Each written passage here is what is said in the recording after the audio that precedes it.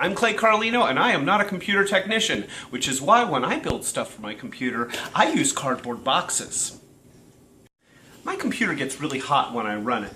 With these kinds of computers, obviously there's venting on the bottom, the battery's under here, and with this particular model, it also vents through the keyboard, which is, better. There's really not a lot of good ventilation underneath. So that's why I do this little life hack. To start, I'm actually just going to take out the plastic here.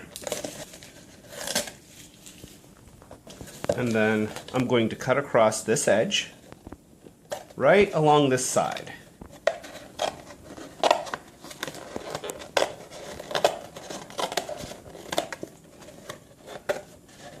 And into the middle here, and across. Then I'm going to go from the center to this side, and from the center to this side, and then cut across from corner to corner. I know it's not really a corner, sort of a corner.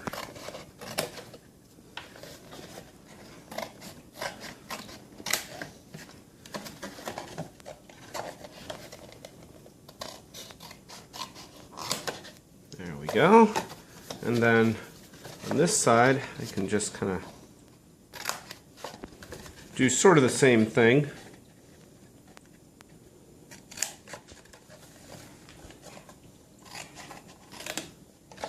There we go.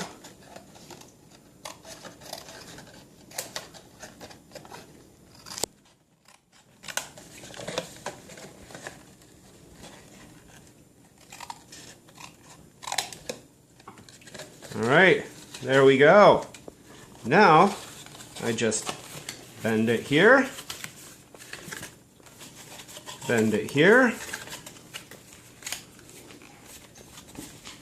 bend it here, and there we have it.